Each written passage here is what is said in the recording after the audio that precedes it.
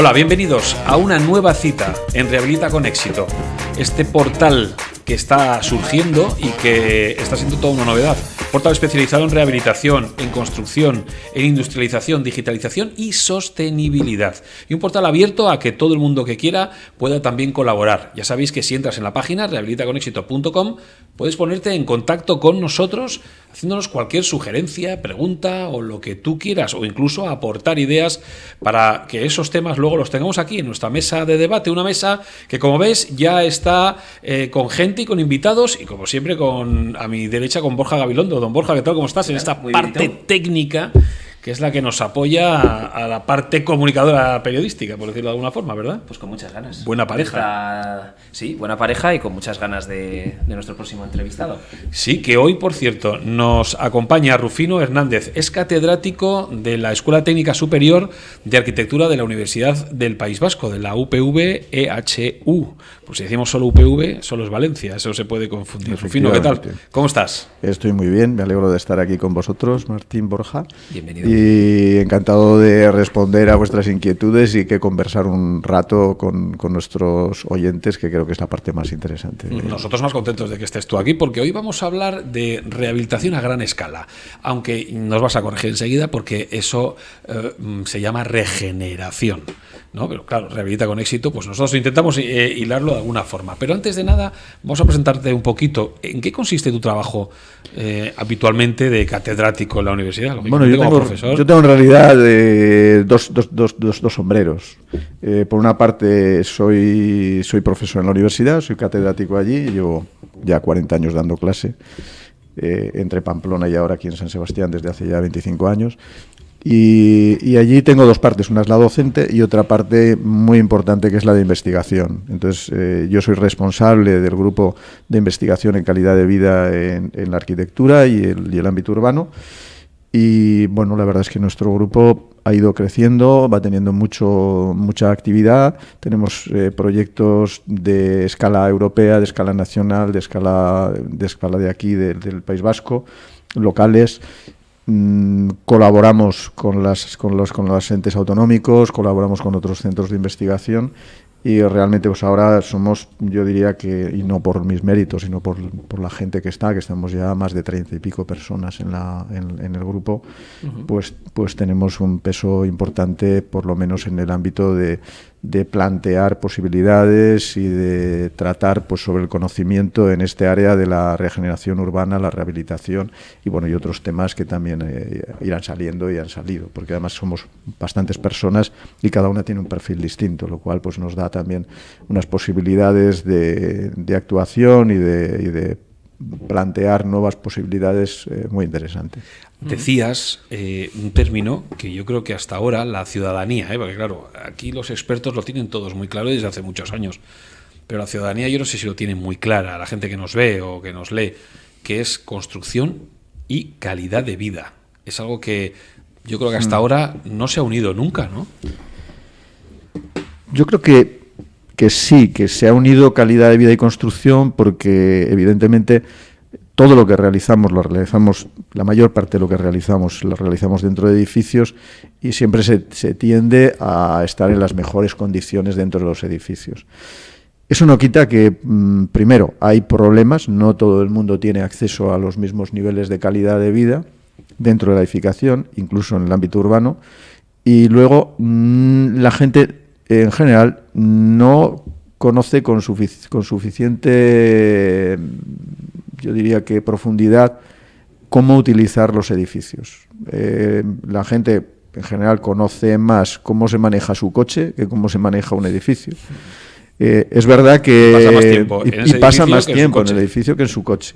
Entonces se va encontrando uno con muchas situaciones que no son realmente razonables y que se deben a estar actuando por costumbre y no pensando realmente en cuál es la más eficiente de las posibilidades que tiene, que puede realizar. Y esto, en la medida que se va haciendo más compleja nuestra forma de vida, que no vivimos permanentemente en los edificios, sino que salimos, entramos, pasamos temporadas fuera, pasamos mucho más dentro, evidentemente. En unos momentos necesitamos una temperatura, bueno, estamos duchando y no tenemos ropa, pero en otras estamos durmiendo y estamos tapados.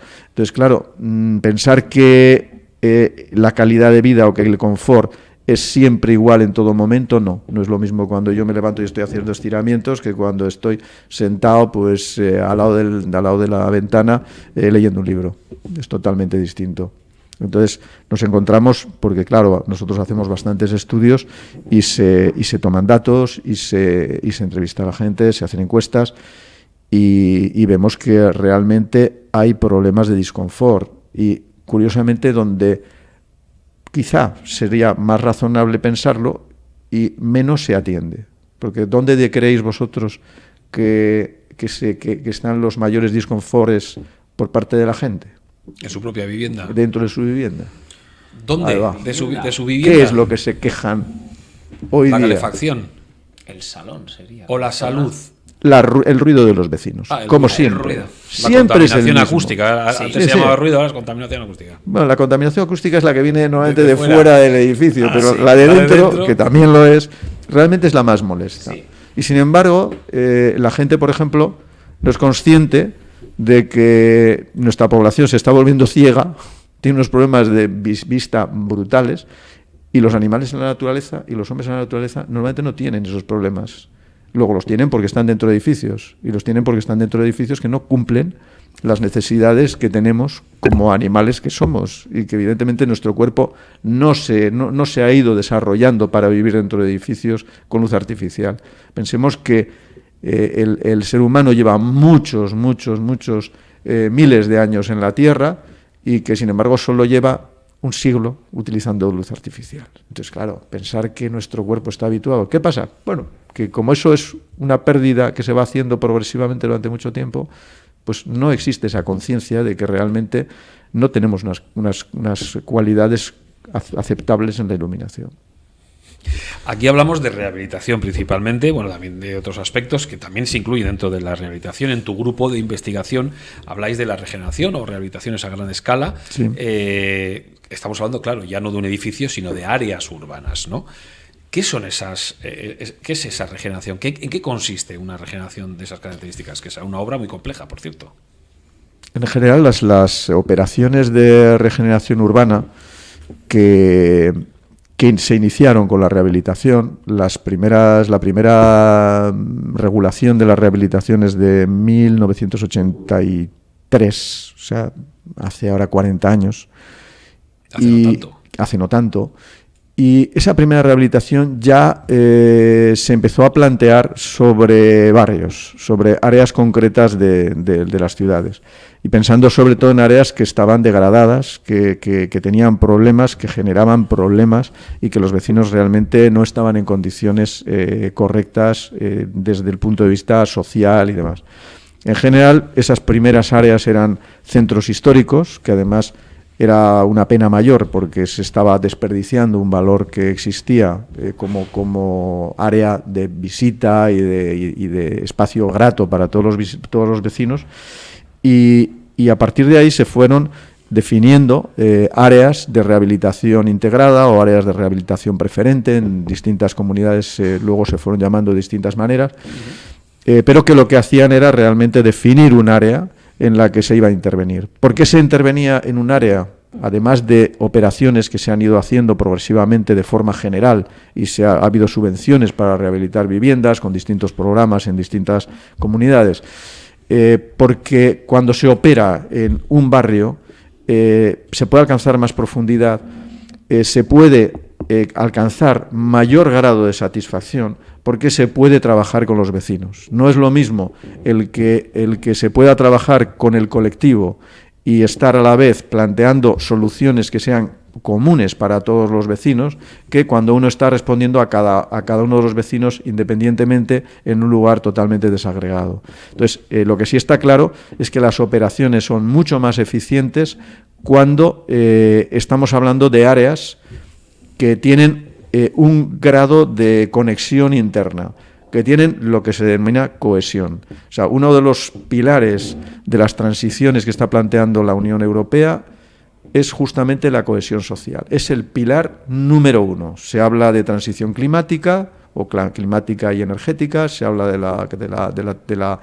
de todo lo que es la parte digital y económica, pero la parte más potente es justamente la social, que está basada en la cohesión, porque Europa es probablemente el único territorio en el planeta donde existe un alto grado de cohesión social, y lo que se pretende es que aumente más todavía, o sea, que realmente haya una conciencia de grupo entre todos los que están conviviendo, y por eso es el grupo a escala de barrio o a escala distrital, el grupo ya que corresponde a la entidad local, el que corresponde a la región y el que corresponde pues a la nación o al conjunto de Europa, ¿no?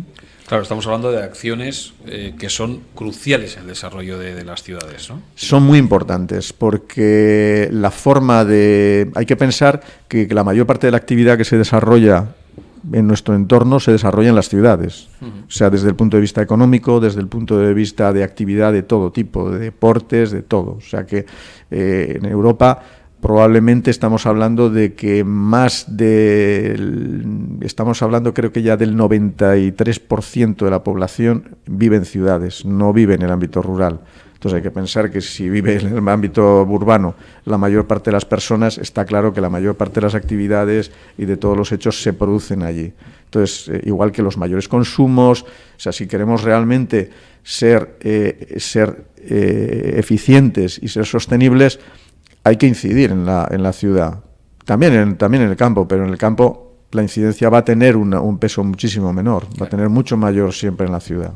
Pues en el caso de la regeneración entiendo que, claro, los participantes ya no es como en un edificio individual. Al final, en una regeneración influyen muchos más elementos, como puede ser, si es a nivel de distrito, pues bueno, intervendrá el ayuntamiento, o a nivel autonómico, pues la administración que le corresponda. Entonces, claro, en el caso de la regeneración sí que es verdad que no, entiendo que el número de personas que participen y el número de personas que se tienen que poner de acuerdo es mucho mayor que en una intervención puntual que puede ser en un edificio, ¿no? Clarísimo, o sea, si ya es difícil ponerse de acuerdo Por en una eso comunidad de vecinos, os podéis imaginar que cuando estamos hablando de una escala urbana es tremendo. Entonces, hoy justamente estaba en una jornada sobre agenda urbana, que en este caso era Pamplona, pero estaba un responsable de Donosti, había otro de Málaga y otro de Zaragoza, y la dificultad mayor siempre es el cómo difundir y el cómo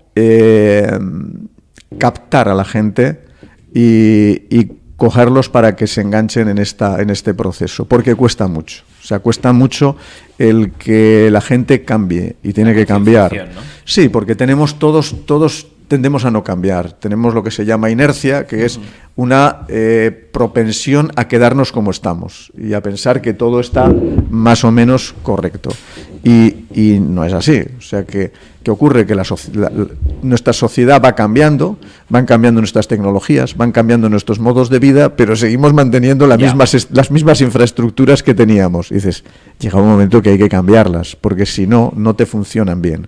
¿Que somos capaces de vivir en cualquier sitio y de trabajar en cualquier sitio? Sí, pero eso no quiere decir que estemos haciéndolo cómodamente. Y eso nos lleva a que luego nuestras formas de comportamiento son peores. Y lo que se trata es de vivir de la mejor manera posible en el entorno más favorable posible para poder hacerlo. Entonces, esto es uno de los problemas grandes. ¿Cómo se intenta hacer? Pues en el País Vasco, que es de los sitios donde están más avanzados en estos momentos, lo que se ve es que para poder realizar estas regeneraciones urbanas es importante que haya entidades que las catalicen esa regeneración.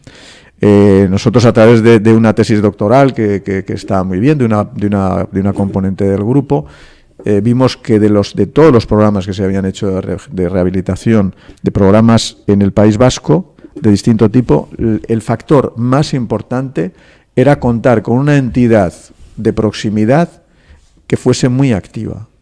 No era tan importante que el barrio tuviese mucha necesidad de regeneración o que hubiesen muchos vecinos o que fuese más o menos vulnerable, sino que hubiese una entidad que colaborase muy activamente a promover la rehabilitación.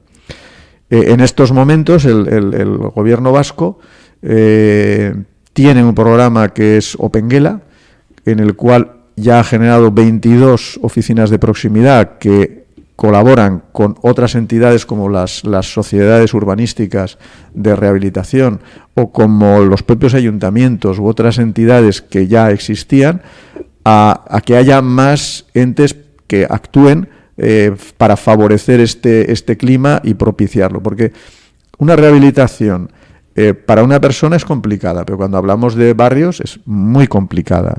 Muy complicada, primero desde el punto de vista conceptual, después desde el punto de vista técnico y además desde el punto de vista administrativo, financiero, económico. O sea, es muy, muy compleja. Entonces, si no se tienen entes que ayuden, pues eso se dificulta muchísimo más.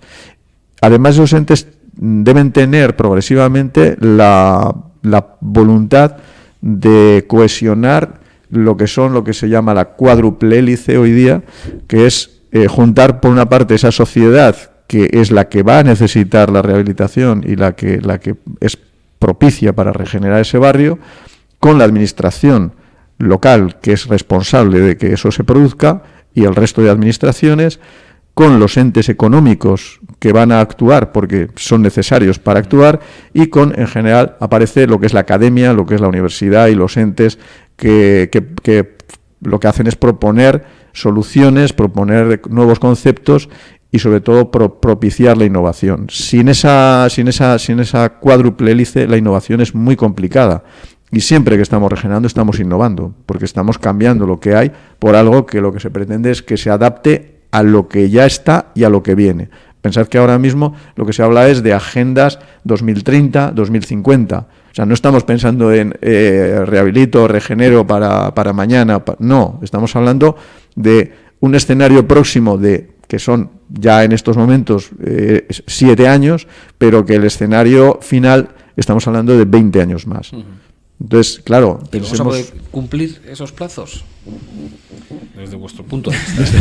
No, lo digo porque... yo creo que hay que ser optimista.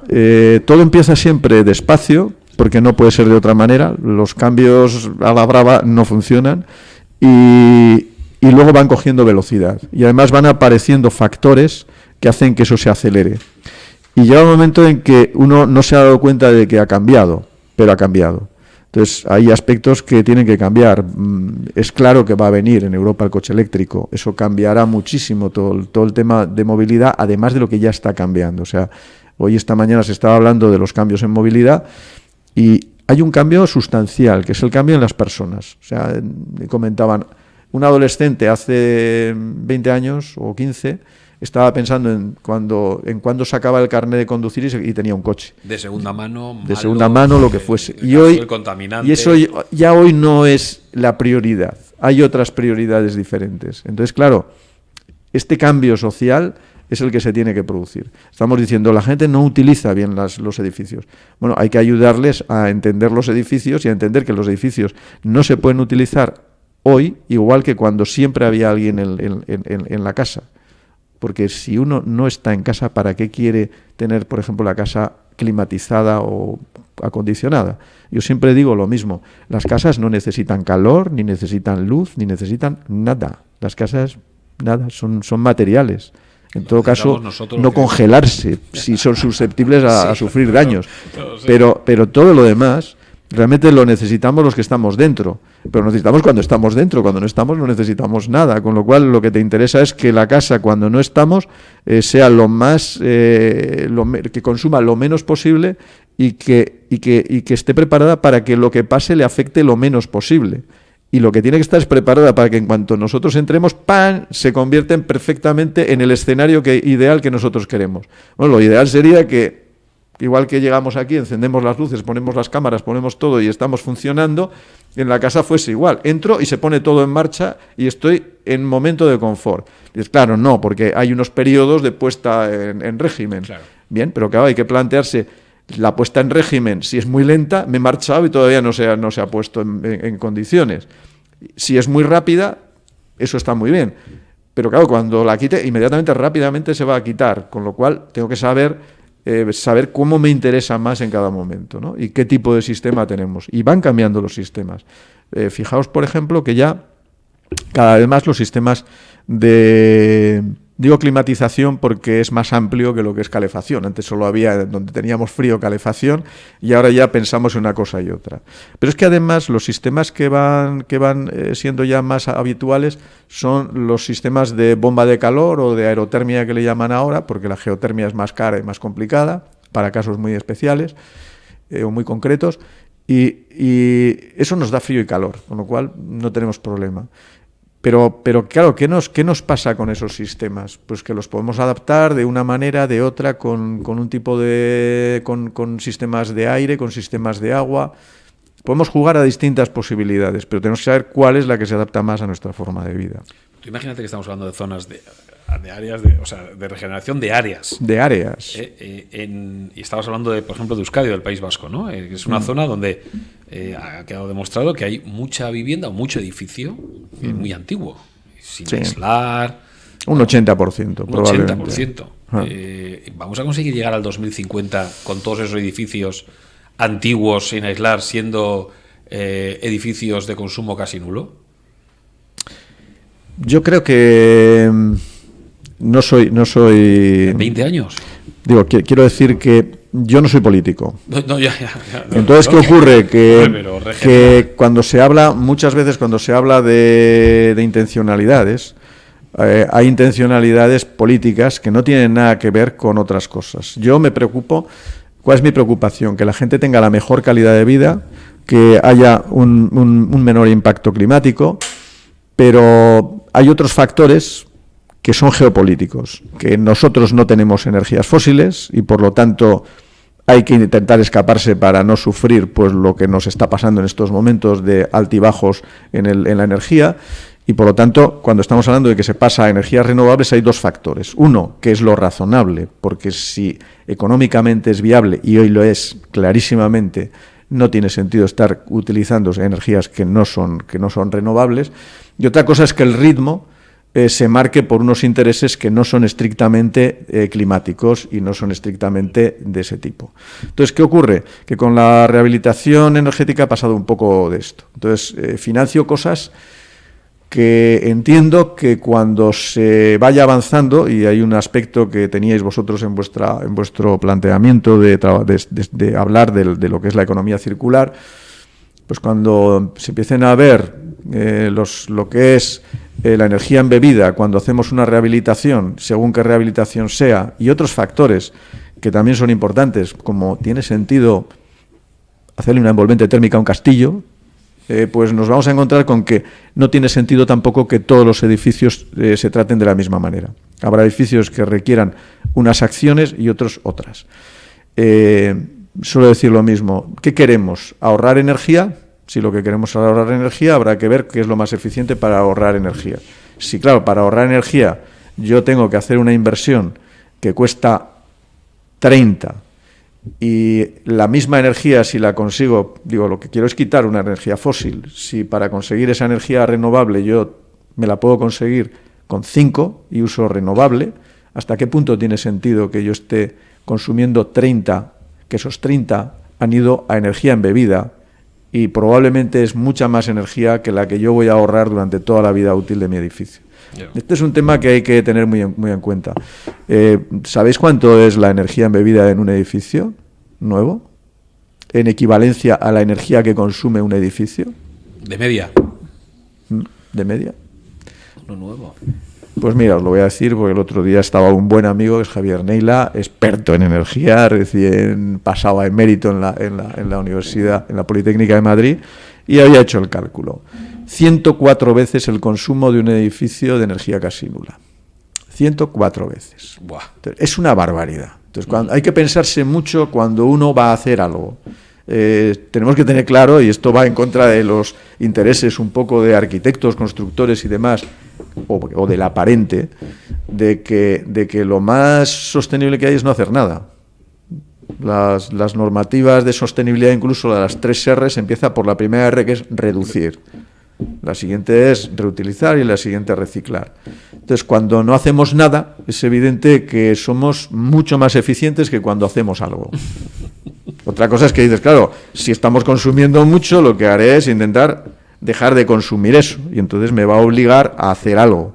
Pero tengamos claro que el consumo desmadrado es justamente hacer algo que no es necesario. Entonces, yo entiendo que hay que medir muy bien lo que se tiene que hacer. Y ese yo creo que es uno de los aspectos que quedan todavía bastante trabajo por hacer. ¿Qué hay que hacer y qué no hay que hacer? Y en unos edificios se tendrá que hacer unas cosas y en otros otras. En unos tiene sentido hacer unas cosas y otros otras.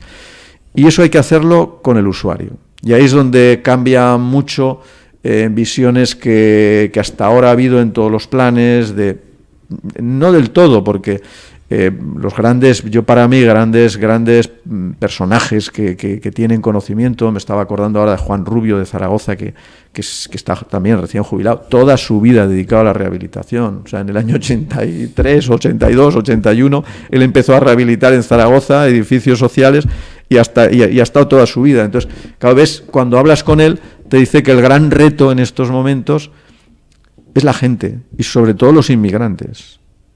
Algo que nos puede parecer un poco extraño, pero la realidad es que vivimos en una sociedad en la que la mayor parte son viejos, o somos viejos, que va a haber cada vez más viejos, que hay muy pocos niños, no jóvenes, niños, muy pocos. O sea que en estos momentos un problema que ya hay es que para sustituir a cada persona que se jubila solo hay medio, con lo cual el tema cambia, y que para mantener nuestra estructura social necesitamos una cantidad de gente que no está, con lo cual... Es que yo, por ejemplo, he oído plazos para el tema de la energía, he oído plazos para muchos temas y no he oído que nos hayan dicho un plazo en el que la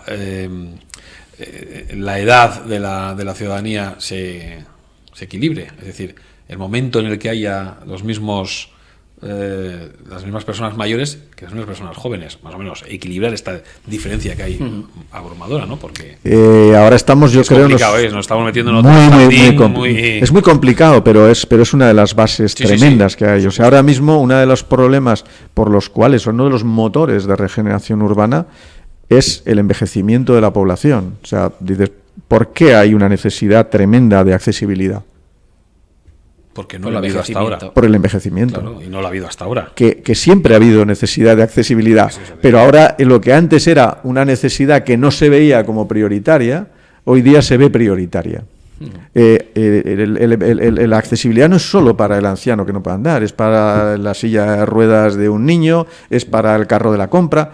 Es fundamental para todos, pero hasta ahora no era una cosa crítica. ¿Por qué se ha hecho crítica? Porque claro, empezamos a tener mucha gente que si no es que no puede salir a la calle, está sola, empieza a generar otros problemas. O sea, hay unos problemas tremendos de salud relacionados con la soledad, con la gente que se quedan solos en su casa, no pueden salir porque tienen problemas de accesibilidad. O sea, en estos momentos el motor de la rehabilitación y la regeneración es más la accesibilidad que el aislamiento térmico. No tengáis ni la menor duda. Sí, yo conozco gente que teniendo el coche, por ejemplo, en su planta 4 del garaje abajo, si se estropea el ascensor, esa persona no coge el coche. Efectivamente. O no sale de casa. No, la gente le da mucha más importancia. Nosotros nos damos cuenta por los proyectos que hacemos que los de rehabilitación energética, la gente es un poco escéptica. Dicen, ¿cómo con un trozo, con un panel que me vas a pegar en la pared y que voy a...? O sea, la gente no es capaz de ver lo que puede llegar a dar, ¿no? Un sistema de aislamiento térmico. Pero, en cambio, la accesibilidad lo ve muy fácil. Es decir, yo ahora tengo unas escaleras, luego no voy a tener unas escaleras. Entonces, sí que es verdad que la gente está mucho más por ese tipo de intervenciones que por las energéticas. Le ven más la parte práctica o funcional de la intervención, porque el aislamiento dice, bueno, si el edificio lleva 50 años sin aislamiento, pues podrá aguantar. No nos olvidemos de un pequeño detalle, o sea, la energía cuesta dinero, pero hay gente que tiene capacidades económicas muy pequeñas y que cada euro que gasta en energía lo sufre. Pero en general la gente que tiene poco dinero, desgraciadamente, no sufre problemas de energía, porque es que no la usa. Ya. Que esta es otra realidad. Entonces hay que aislar los edificios para que estén en condiciones que sean por lo menos saludables. Pero es que el coste para la media de la gente El coste de la energía tampoco es una cosa, para una clase media no es ningún problema. Entonces, claro, tienes más problema con la accesibilidad. Y luego también al usuario la factura de la mal llamada factura de la luz o la energética le llega después de haber consumido. Claro. Entonces no hay esa vigilancia de decir estoy consumiendo esto en tiempo real. Ahora hay tecnología que te lo aporta, pero sí. ¿quién la pide a nivel de usuario? Porque no se considera, no es prioritario. En cambio, te llega la factura y te meten el susto y dices, oye, tenemos que quitar ¿qué empezamos a quitar? La calefacción. Y estás cargando 4 móviles en casa todos los días, la tele la tienes en stand-by, etcétera, etcétera, ¿no? Hay un montón de conceptos que yo creo que el usuario o la usuaria no tiene nada claro. No los tienen claros. Y fijaos, es un problema mayor que el calentamiento o el enfriamiento es la ventilación. Y no se le presta ninguna atención. Entonces, nosotros ahora en las rehabilitaciones que se están haciendo y que se están monitorizando, ya un número bueno, importante, más de 500 viviendas monitorizadas, se están encontrando niveles de falta de ventilación, de generar niveles de CO2 de más de 2.000 partes por millón, que lo máximo que se considera saludable son 600. Entonces, claro, estamos hablando de... Te levantas una mañana, haber estado en invierno, con todo cerradito, con un dolor de cabeza, sí. Y dices, no sé qué me pasa hoy. Es que has estado inhalando tu Efectivamente. propio CO2 y el de toda tu familia. No, y no solo eso, sino que están apareciendo unas colonias de hongos y unas colonias de bacterias que te vas a agarrar todo lo que no está en el mundo. Sí que es verdad que se extendió mucho la recomendación de que con abrir la ventana a la mañana 10 minutitos, que era suficiente para ventilar. Y a nosotros nos pasa con clientes, ¿no? Que efectivamente, que comentaba Rufino, el tema de los hongos, todas las condensaciones y demás, es curioso porque vas a las viviendas y dicen, no, si yo abro todas las mañanas la ventana 10 minutos. Claro, en edificios que no tienen ventilación forzada, que tienen justo alguna rejillita en el baño, pero luego la casa cerrada a cal y canto. Entonces, luego también existen esos mitos, ¿no? De con abrir 10 minutitos es suficiente, me voy a desayunar, vuelvo y cierro la ventana. Y nosotros nos damos cuenta que muchos clientes están con esa cantinela de 10 minutos al día es suficiente. Lo que estábamos diciendo, ¿por qué? Porque tú notas frío o calor. El grado de humedad no tenemos una sensibilidad alta, o sea, entre un 20 y un 80 vivimos relativamente bien, un poquito seco, un poquito húmedo. Pero sin embargo, el calor, en cuanto estás 2 grados, uno por encima, por debajo, lo sientes. Notamos, entonces, sí. ¿qué pasa? Que la gente no es sensible al grado de humedad y evidentemente no es solo la humedad, es que hay otros componentes que están también vinculados al aire, entonces no se ventila. Primero, tradicionalmente no se ha ventilado en los edificios porque los edificios no eran estancos. Yo siempre suelo decir, Isabel la Católica nunca pudo tener problemas de humedades, de condensaciones en sus edificios. No tenían nada que cerrarse herméticamente, ni había cristales. Entonces, pues no. Pero claro, hoy día tenemos todos los problemas y cuanto más hermético más. Entonces se mete uno dice, lo primero que cambiamos para rehabilitar son las ventanas. Claro, hacemos unas ventanas muy herméticas y conseguimos que no ventile nada. Entonces, claro, resulta que el edificio no tiene ventilación. Yo tengo un hijo en Singapur. Las casas no tienen ni chimeneas de ventilación. Claro, es que las ventanas están siempre abiertas. Claro. Porque el clima está entre 26 y 32, entonces siempre están abiertas las ventanas. Claro, como uno se ponga climatización, la ha talado, porque entonces tiene que cerrar y ya está fatal. Pero ese es el problema. Mientras tú usas la vivienda como se ha pensado inicialmente, yo me acuerdo la vivienda donde viví yo hasta mis 20 y tantos años, se había hecho con cocina económica y carbonera, que se quitó para luego poner gas, pero no estaba preparada para ventilar. Por eso te preguntaba yo al principio de la entrevista lo de la calidad de vida, igual lo de la salubridad. El usuario es consciente o demanda esa salubridad en su propia vivienda, o todavía no somos conscientes. No hay conciencia. Yo creo que la va a haber y nos puede sorprender, porque claro, estamos haciendo rehabilitaciones en general tan parciales que dentro de 20 años empezará a haber un problema bastante grave. ¿Por qué digo esto? Porque las viviendas que se están haciendo ahora ya con el código técnico, ya desde el 2008-2009, que en realidad es desde el 2019, porque hubo una crisis salvaje, y que ha habido varias modificaciones en medio, no tienen nada que ver con las viviendas de antes del Código Técnico. Y fijaos, os he dicho antes, ¿cuál es el problema detectado más por la gente? Es el ruido. Las viviendas que se están haciendo con el Código Técnico ya no tienen ese mismo problema. Es otra cosa diferente. Entonces, claro, llegará un momento que la gente verá, no, esta es una casa donde se vive bien, se duerme bien, ventila bien, tienes una posibilidad de adaptar rápidamente tu nivel de confort, vas a tener unas condiciones de vida que van a ser mejores, y en las otras no lo vas a alcanzar nunca. Porque por mucho que yo haga mi envolvente térmica, el ruido de los vecinos lo voy a oír igual. Entonces, claro, ahí es donde podemos encontrarnos con un problema insalvable de los que hay en estos momentos. Que dices, sí, puedo ponerle otro suelo encima para un suelo que sea pues que me reduzca el ruido de impacto. Además, puedo ponerle una nueva capa por debajo que tenga una microcámara y que me consiga 6 decibelios más. Se pueden hacer siempre cosas. Pero empezamos a meter, ¿y dónde acabamos? Porque en el gobierno vasco estaban quejándose de que en estos momentos en las rehabilitaciones que se están planteando en barrios vulnerables, de los que se están haciendo ahora, claro, que están empezando a aparecer presupuestos de 80.000 euros por vivienda cuando se está haciendo accesibilidad, cuando se está haciendo envolvente térmica, más hay que atender pues a otros problemas pues de instalaciones, etcétera, ventilaciones y demás. Entonces, claro, dices, ¿hasta dónde llegas? Porque es que está muy cerquita del precio de una vivienda nueva. Claro. Y no estás consiguiendo unas viviendas con las mismas características.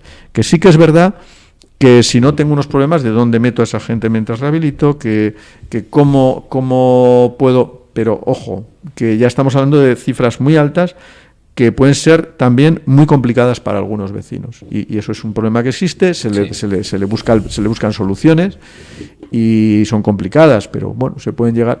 Pero ojo, si se cuida, y por eso es importantísimo el trabajo social, pues puede ser, pero hay muchos problemas de gente que no tiene capacidad económica para afrontar una rehabilitación. Ahí juega un papel importante las administraciones públicas, claro, y todos estos programas. Bueno, y también el tipo de rehabilitación. O sea, podemos hacer tipos de rehabilitación que sean más medidas y otras no lo son tanto. Dices, es que son más eficientes, ya, pero es que hay que jugar con todo, hay que buscar un equilibrio entre lo que nos parecería lo más deseable y lo que es razonable económicamente claro, para los usuarios que hay ahí. ¿Por qué? Pues porque además nosotros tenemos una sociedad en la que un porcentaje muy alto de las viviendas son de propiedad y no son de alquiler. Y me decían, no, es que esta es la costumbre y la tradición. No, esto viene de la época de Franco, que congeló los alquileres y entonces a partir de ahí ya nadie alquilaba y por lo tanto nadie podía alquilar y no se hicieron nuevas viviendas. No es que sea la mejor manera de funcionar el tener viviendas en propiedad que viviendas en alquiler, porque te da inmovilidad. O sea, tú te pierdes tu trabajo aquí y dices, y ahora me tengo que trasladar de ciudad y vendo esto, tengo impuestos de plusvalía, impuestos de transmisiones patrimoniales, impuestos de todo. ¿Qué hago? No me puedo trasladar de ciudad. No me puedo ir a otro sitio donde pueda encontrar trabajo para mí. Pero bueno, este es otro tema, pero que incide. O sea, al final es lo que estábamos hablando. Cuando tenemos estos procesos de regeneración, hay que medirlos, hay que ver cuáles son las situaciones, qué posibilidades tenemos y tener esa cuádruple hélice. Por una parte tenemos a la gente, por otra parte tenemos a las administraciones, por otra parte tenemos a la academia y por otra parte tenemos a la parte económica, que es la que también cuenta a la hora de buscar soluciones que sean accesibles, que sean posibles para la gente. Oye, ¿qué lecciones importantes has aprendido de todos estos proyectos de regeneración? Son muchos. Lo primero, para mí el más importante de todos, es que hay que pensar en el usuario. Yo me acuerdo un personaje para mí sensacional, Eduardo de Oliveira. Él fue comisario en la Unión Europea de Energía, fue ministro de Energía de Portugal, fue el que comenzó con las renovables y su último trabajo, me decía, mi último trabajo es estar en la Agencia Energética de Oporto. Dice, y yo, que he sido el ministro que montó las renovables, estoy montando una red de gas natural en Oporto. Dice, la contradicción más grande que se puede uno ver en su vida. Dice, ¿y por qué estoy montando una red de gas natural? Dice, pues porque Oporto, pues en el momento en que llegó a un acuerdo Portugal con España para el uso del Duero y pusieron ahí unos saltos eléctricos, como no sabían dónde gastarlo, porque entonces no se gastaba la energía eléctrica, pues la llevaron a Oporto, y entonces Oporto era eléctrico y no había nada más que electricidad, y cuando se llega y entra a la Unión Europea y se liberaliza, resulta que las tarifas más altas en Oporto porque no hay competencia. Claro. Con lo cual, ¿qué tengo que hacer? Generar competencia, porque si no, mis ciudadanos, los ciudadanos son los más desgraciados de todo Portugal porque no tienen otra alternativa que usar la electricidad, que no es lo razonable en estos momentos, pero no tienen una alternativa en estos momentos. Entonces, dice, ¿por qué lo hago? Porque mi primera obligación es con los ciudadanos. Y yo creo que no hay que olvidar, la primera obligación es con los ciudadanos. Y una de las obligaciones principales es reducir a cero la pobreza. Y a mí que no me hablen de pobreza energética. No existe. La pobreza energética no es más que una manifestación de la pobreza. Una manifestación, porque la gente sale a la calle y bueno, intenta no parecer que es pobre, entonces no usa la calefacción porque eso no lo ve nadie, y entonces se pone más ropa y demás. Entonces lo que hace falta es resolver esos problemas, entonces hay que atender a la gente en sus necesidades para que luego no tenga otros problemas. Entonces no es solo voy a hacer los edificios, lo que decía, ¿qué más me da si el edificio está frío, está caliente? Si le da igual, no está vivo, lo que me importa es el que está dentro. ¿Y el problema del que está dentro es principalmente el calor o el frío o es otro problema? Porque claro, hay que atender a esto, ¿no? Los problemas más graves que están habiendo en estos momentos en nuestra sociedad son la soledad. Y otro problema gravísimo, y que ese es dificilísimo curiosamente, es la obesidad. Es curioso que hables de estos temas hablando de regeneración o rehabilitación, ¿no? Sí. Que tengas en cuenta eso. Pues es porque es muy importante. Yo esperaba oír ahorro energético, pero accesibilidad te lo compro, pero soledad, es que es así. Soledad. El problema grave es la soledad. Entonces, claro, tenemos que hacer otro tipo de edificios. Yo estaba con un alumno de fin de grado que estaba haciendo una cosa en Logroño y me dice, es que aquí hay todo tipo de actividades, yo querría hacer una cosa que integre, que haga esto. Digo, pues si esto es lo que está pidiendo la sociedad lo que está pidiendo es nuevas alternativas de forma de vida.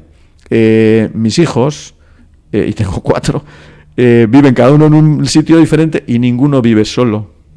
No vive solo, pero entre otras cosas porque económicamente ellos se han planteado que les interesa más estar viviendo con alguien social y económicamente que estar viviendo solos en una vivienda. Es decir, que siendo jóvenes comparten y prefieren edificios con servicios. La gente mayor. Quizá porque no de Taifas es mi vivienda. Proyectos, pues mira, porque los cambios son generacionales. Nosotros estamos trabajando con la Fundación Adinberri, que es líder en todos estos temas de trabajo con los ancianos, que es su ámbito de investigación, la Silver Age, y el problema número 1 es la soledad. Y entonces, claro, tienes que ver cómo conviertes esto. Y nos dicen, pensad en un escenario para la gente que tiene hoy 55 años. Porque a los de 85 hay que darles respuestas, no puedes investigar en nuevas soluciones, hay que darles respuestas ya, y eso ya es ya, no puedes pensar. O sea, lo que tenéis que pensar es en los que tienen 55. Entonces pensemos que los de 55 ya no son iguales. Los de 55 ya hemos vivido el mundo digital. Vamos a tener probablemente ni tenemos ese problema porque tenemos nuestra casa llena de pantallas o de elementos que sean espaciales en los que podemos ver a nuestra familia, a nuestros amigos y poder estar hablando con ellos, pero la gente ahora mismo el problema es que se encuentran solos y no pueden relacionarse ni con sus vecinos, ni con su familia, ni con nadie, y no estamos hablando de poquita gente, ¿eh? Estaban hablando de que ayer ya estaban diciendo que ya hay 20.000 personas en España mayores de 100 años. Sí, ahí tenemos muchas. Y va creciendo, 20.000 de más de 100 años. Entonces, claro, vamos teniendo cada vez más gente más mayor que vamos teniendo estos problemas, ¿no? Y hay gente con 100 años que están fantásticos. Hay gente fantástica, cuidado, que eso se pero puede hablar. ¿Qué relación tiene la regeneración urbana con ese concepto que supongo que ya conocerás de la ciudad de los 15 minutos? Todo. a la que nos quieren meter. Todo, completamente. O sea, nos quieren meter... No, lo que ocurre Digo, es que nos quieren dicen... meter porque hay gente que está hablando de que o sea, en un futuro, de un barrio de tu ciudad a otro barrio de tu ciudad vas a tener que ir con papaporte. Siempre. No, bueno, yo creo que ahí siempre... a mí ya me están diciendo que con tu móvil, que ahora todos pagamos con el móvil... Sí. Sí, como con el móvil estás geolocalizado perfectamente en todo momento. Si vas a otro barrio, saben nuestra no vida. Te deja pagar porque estás fuera de tus 15 minutos. Yo creo que siempre hay mundos distópicos radicales que no tienen sentido.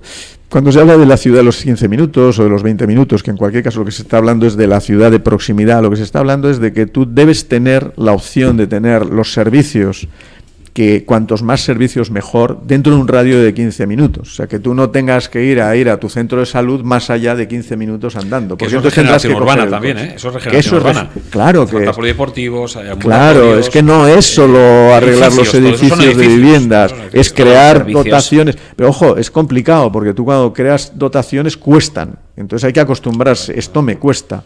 ¿Qué tipo de dotaciones hago? Las que se necesiten en ese barrio. O sea, hay un tema de crear nuevos empleos, nuevos tipos de actividades para la gente que está ahí. Entonces, claro, dices, si tú generas todos los servicios en ese entorno de los 15 minutos, ¿qué es lo que estás haciendo en realidad? Estás volviendo a dar vida a los barrios. Hemos hecho unas ciudades que lo que estás es llevándote el trabajo fuera, los centros comerciales fuera, el ocio fuera. Entonces dices, claro, luego siempre que quiera hacer algo tengo que coger el coche e irme allá. Sí. Esto no es razonable. Esto no se hace, hasta ahora no se ha hecho más que cuando hemos sido una ciudad, una sociedad absolutamente y depravadamente consumista, pero hasta donde no se puede. Pensemos que el consumo de un edificio no tiene nada que ver con el del sector transporte. O sea, consumimos más en nuestro coche de energía que en nuestra vivienda. Esto no tiene sentido.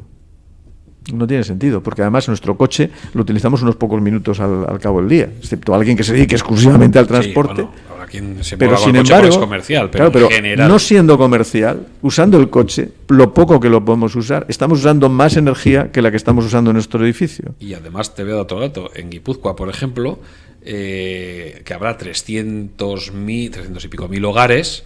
Sí. Hay 1,4, 1,5 coches por hogar. Claro, que no tiene ningún sentido. Tampoco tiene sentido. Yo digo, bueno, cuando llegue el coche autónomo empezaremos a darnos cuenta de lo que sobran, porque claro, dices, si los coches fuesen autónomos, tú lo puedes llamar o lo puedes programar para que venga a buscarme a tal hora y sabes que a qué hora, porque habrá diferencias de precio. Que quieres a las 7 te cuesta a 10, que quieres a las 7 y cuarto a 8, que quieres a las 7 y media pues está claro que el número de coches serán infinitamente menos, porque la mayor parte del tiempo los coches están parados.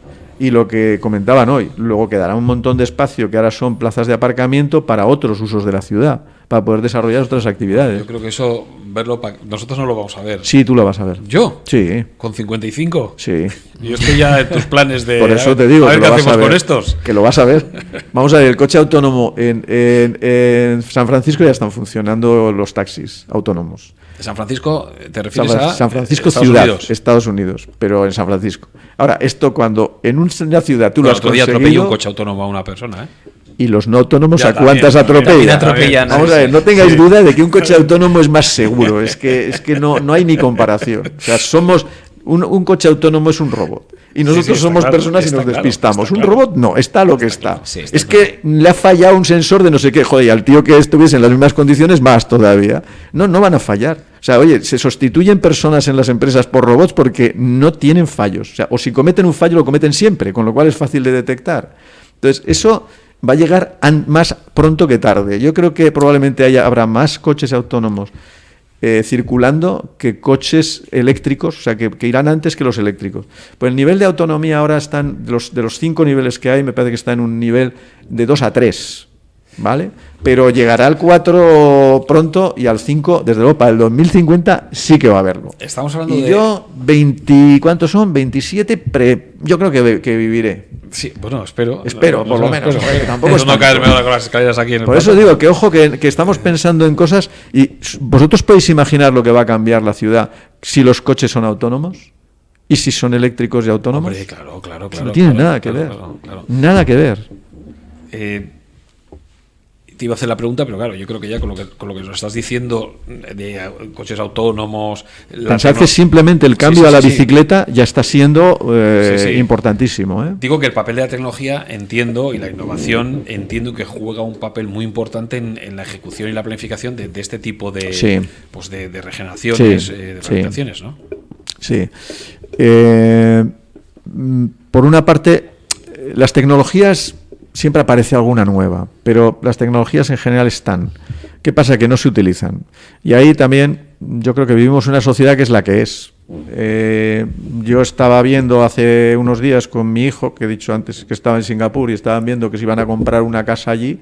Digo, joder, así se puede industrializar la construcción. O sea, el Estado acoge un polígono, una parcela grande, y hacen pues unas torres, que no sé, pues serían unas 16 torres, que son siempre el mismo edificio, 1000 viviendas. 1000 viviendas, que además no dan a la calle, o sea que las puedes meter en la parcela, girarlas, ponerlas como quieras, y que además son abiertas, o sea, las escaleras son abiertas, y porque no las quieren cerrar, además por seguridad y de todo. Así industrializo yo, Pero haciendo aquí cada edificio es diferente y que cada esquina es distinta, así no industrializas nada, ni un pijo. Entonces, claro, vivimos con un tipo de organización urbana que nos complica mucho el industrializar procesos. Entonces, cuando se habla, no, hay cosas que se pueden hacer y otras no. Y la mayor parte de lo que podemos hacer, pues tiene un grado de industrialización que diríamos, si hablásemos del coche autónomo y digamos lo totalmente industrializado es el nivel 5, estamos en el 1,5. Y si llegamos al 2, nos daremos con un canto en los dientes. Entonces, ¿podemos cambiar? Pues yo creo que no. ¿Por qué? Porque vamos a regenerar la ciudad que tenemos. Como no cojamos dinamita y la borremos toda, y claro, eso no queremos, porque además queremos nuestra ciudad, y me parece que es lo que hay que hacer. O sea, la ciudad tiene que estar viva y tiene que cambiar. Lo que no debe es destruirse.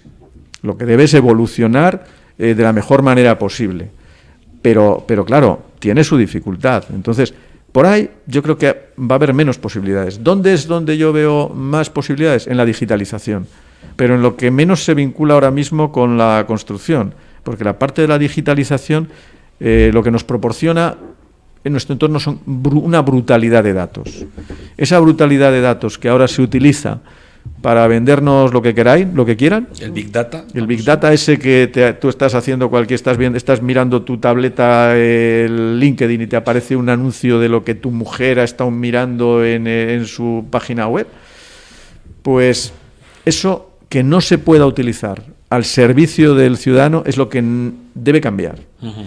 Y eso, claro, puede proporcionar muchas posibilidades para temas de gestión de edificios, de rehabilitación, y nos puede permitir cambiar lo que estábamos hablando, usos de edificios. Yo tengo mi edificio que lo uso, dices, a ver, ¿me interesa tener este edificio o me interesa tener otra cosa que yo tengo unos servicios que están incorporados o que... Va a haber muchos cambios, los vamos a ver. ¿Cómo se mide el éxito, no sé si a corto plazo o a largo plazo, de este tipo de proyectos? Hay indicadores. Sí. Siempre. O sea, la forma de medir es, existen unas baterías de indicadores, esas baterías de indicadores vivimos en Europa, se deciden en el ámbito europeo, se deciden entre todos normalmente participan en general por una parte el mundo académico, el mundo de la administración, el mundo económico y el parte social, como hemos dicho, los 4 grandes grupos, y se plantean qué indicadores se van a ir siguiendo para ver cómo evoluciona en la dirección indicada. Por eso os digo que sí, que va a pasar, porque habrá indicadores, y entonces cuando se plantea, en estos momentos todas las sociedades están evolucionando alrededor de los ODS de Naciones Unidas, de los 17 Objetivos de Desarrollo Sostenible, cada uno a su nivel.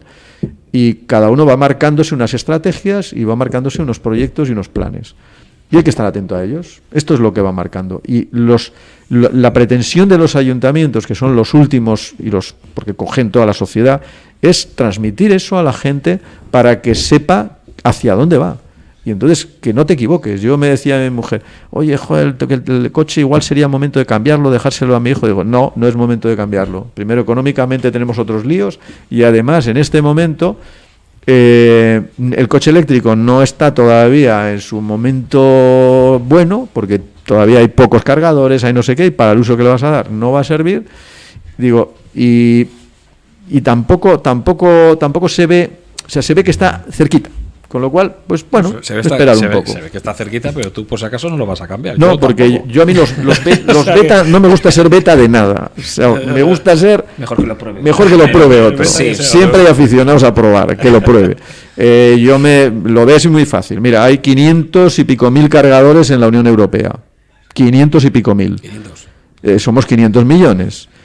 ¿Cuántos hay en España? Somos 47 millones, o sea, más o menos nos tocarían casi un 10% de los cargadores. Bueno, lo de ¿cuántos hay? 11.000. Para otro día, lo de la movilidad. Sí, pero porque sí, tienes eléctrica. razón. No, te digo por qué, porque ahora que estamos hablando de regeneración urbana, la movilidad eléctrica forma parte importante de esa movilidad. Y te digo por qué. Yo tengo mi coche en un garaje compartido en el que hay 400 plazas.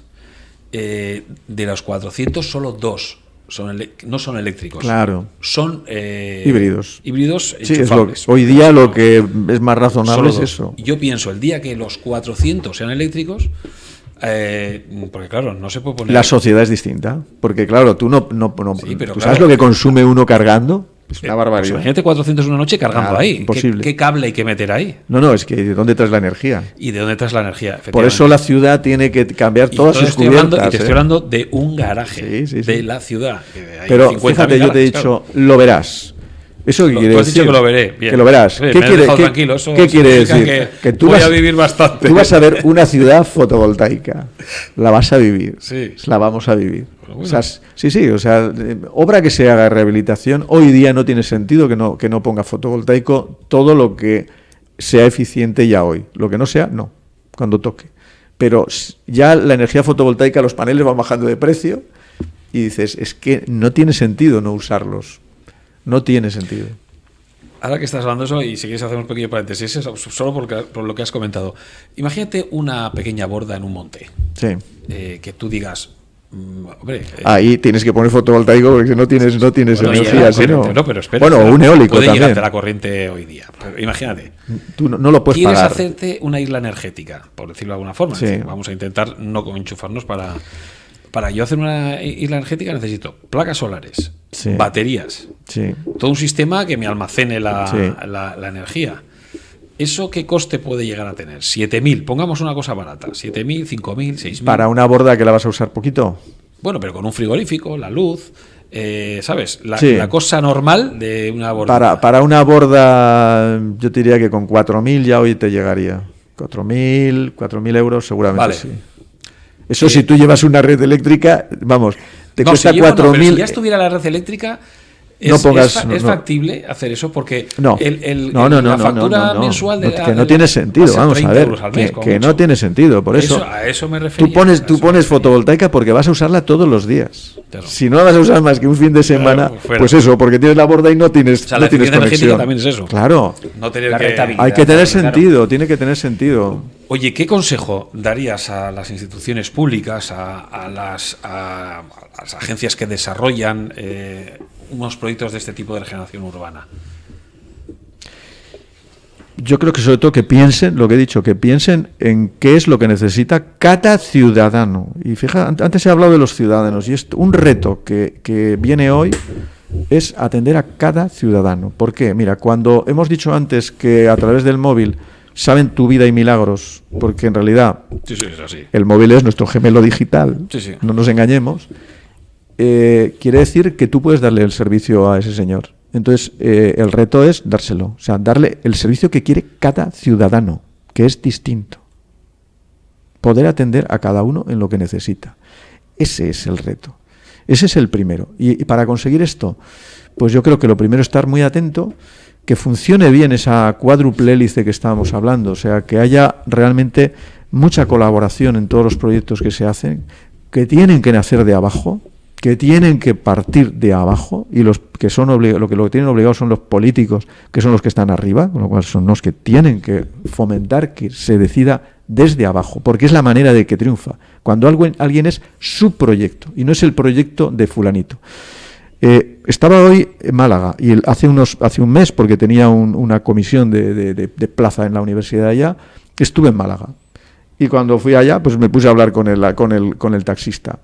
Y el taxista me empezó a contar cómo había ido evolucionando Málaga. Porque yo conozco la Málaga actual, y la conocí hace 8 o 10 años, pero me contó de la Málaga anterior, que era un desastre. Más o menos como el desastre que era Bilbao, y ahora pues es una maravilla. Y que realmente Málaga copió de Bilbao. Además, vio lo que había pasado en Bilbao y dijo, yo me apunto a esto, y lo están haciendo mejor incluso que Bilbao. Porque yo voy a pasar allá y dice, joder, ¿qué pasa que Málaga sigue y nosotros no seguimos esta estela? ¿Por qué no? Porque sí podemos. También el usuario es poco participativo a veces, ¿no? Porque pues igual también, pero es que o del promotor. La persona que estaba hablando hoy, joder, cuando ha estado hablando, digo, es que yo me apunto con esta, porque es que tengo apuntado lo que estaba diciendo. ¿Y cuál es su objetivo primero? Trabajar con la gente. Si no trabajas con la gente, no es el proyecto de la gente. Entonces, tú tienes que conseguir. Que participe también, claro. Claro, pero hay que ligarlos. Uh-huh. La gente participa en lo que le interesa. Si no les generas interés, pues no van a participar. Tienen muchas más cosas para que preocuparse. Entonces, claro, tú tienes que generar esa. Es la obligación de la administración. Generar esa inquietud en la gente para que se produzca ese cambio. Porque si no, tendemos a hacer lo mismo siempre. Si los cambias y generas esa inquietud, probablemente te sigan luego. Y es lo que les está pasando en Málaga, que les siguen. Esa concienciación, ¿no? Concienciación. Sí, hemos comentado, es como el claro. Y para eso, uno de los elementos que yo creo que puede ser muy importante son las entidades próximas al ciudadano. Hay proyectos que cuando hablamos de entidades de proximidad, pueden ser las Opengela que está generando aquí el gobierno, pueden ser las SUR que hay en un sitio u otro, pueden ser los centros de salud, pueden ser cualquier entidad que tenga esa posibilidad de ganarse la confianza del ciudadano, porque es un problema de confianza. Tener que confíen en ti y que tú estés dispuestos a ayudarle. Tiene que haber ese intercambio. Tú das confianza y ellos confían porque tú evidentemente le estás dando algo. Y yo creo que son las claves, porque luego el dinero siempre aparece. Y si hay gente con problemas, se resuelven o se adaptan para las posibilidades que hay. Pero primero tienes que ganártelo. Para ir terminando, ¿cuál es el último proyecto en el que te has metido? Bueno, proyectos metidos tengo varios gordos. El último que me he metido, probablemente el último grande, es la oficina de proximidad de la Opengela de Zaramaga, que es un, pero no es el último, porque el último, este es un proyecto desde la parte profesional que antes no he comentado, pero aparte de la parte académica está la parte profesional, en la que llevo también 40 años y en la que he hecho de todo, mucha edificación, mucho urbanismo y muchos temas como este que no son urbanismo, sino que son gestión de regeneración, ¿no? Y hemos hecho más cosas de este tipo. Pero el último, por ejemplo, es Virtuos, que es un proyecto europeo que está vinculado justamente a la red Opengela, o sea que está también relacionado con eso y que lo que pretende es llevar todo lo que se está haciendo en las 22 Opengela que está moviendo la Dirección de Planificación Territorial o la Viceconsejería de Orden de Planificación Territorial de Gobierno Vasco, trasladar lo que se está haciendo en las 22 actuales a todo Euskadi. Entonces, claro, fijaos que en general estos proyectos europeos empiezan con dos pilotos y Opengela empezó con 2 pilotos, pero cuando acabó tenía 6. Virtuos empieza con 22. El objetivo es todo Euskadi. En general esta es la dinámica que se busca en la Unión Europea y por eso estos proyectos pues son muy valorados y se les da financiación y se les apoya y se les sigue, porque son los proyectos modélicos para otras intervenciones, igual que yo estoy hablando de lo que estaba viendo hoy en Málaga o lo que he visto en Zaragoza, porque vas viendo cosas que se están haciendo en otros sitios. Tú eres de los que cuando viajas paseas por los barrios mirando hacia arriba más que hacia abajo. Yo miro así, mucho hacia arriba y mucho a la gente. Y a la gente, ¿no? Sí, cada vez más. Rufino, te vamos a dar un pequeño detalle. para que te acuerdes de nosotros, porque además vamos a llamarte. O sea, aquí tienes que venir más veces. Ya sabéis que podéis contar hay conmigo. Muchos temas que nos hemos dejado en el tintero. Muchas gracias. Y- Tener el como regalo Una tacita para que tacita mientras piensas, ¿no? En tu próximo proyecto, pues puedas tomarte un café o lo que quieras, pero vamos, que aquí estás o invitado. simplemente agua. O simplemente agua. Estás invitado en breve. Rufino Hernández, catedrático de la Escuela Superior, de la Escuela Técnica Superior de Arquitectura de la Universidad del País Vasco. Gracias por acompañarnos. No, muchas gracias a vosotros. Ha sido No, que muy vuelves, agradable vuelves. volver Sí, a hemos volver a dejado charlar con preguntas vosotros. Aquí podemos estar 80 horas. Bueno, Te yo vamos a dejar creo descansar. Yo creo que además es muy importante lo que estáis haciendo, porque lo que os he dicho, lo más difícil es captar al usuario. Que el usuario se sienta interesado por lo que se está tratando y que quiera meterse en ese camino. Y es un camino precioso. Fíjate, yo me acuerdo que hablaba en un curso, el delegado de Hyundai decía, a mis 55 años, que todo era aumentar el rendimiento del carburador un 1%, el freno que hemos conseguido, no sé qué, de repente me llaman y me dicen, lo cambiamos todo. Todo. La suspensión, el motor, todo, el freno, todo lo digital, todo. Dice, esto no pasa más que, no le pasa normalmente a nadie en la vida que le cambien todo en su negocio. Pues la gente tiene que ilusionarse porque lo del coche es poco, es una de las partes que va a cambiar en su entorno, una de las partes. Eso lo apunto, lo del coche lo apunto Una para la parte, próxima. Hablamos de coche, movilidad y lo que significa a nivel Pues de imaginaos, construcción. si el coche que va a en cambiar torno al está coche, dentro claro. de lo que hay en la ciudad, Claro. pues imaginaos que todo lo demás va a tener cambios igual o parecidos, con lo cual va a ser otro mundo el que toca vivir. Y como tú dices que lo que importa es el usuario, le hablo al usuario, a ti que estás viendo ahora en nuestro canal de YouTube, recordarte que en rehabilitaconexito.com tienes toda la información sobre rehabilitación, construcción, sostenibilidad, digitalización e industrialización, que también hemos hablado un poquito en esta entrevista. Borja, nos encontramos en el próximo video podcast. Nos vemos en la próxima. Pues ya sabéis, Gracias, Rufino. hasta la próxima. Hasta la próxima.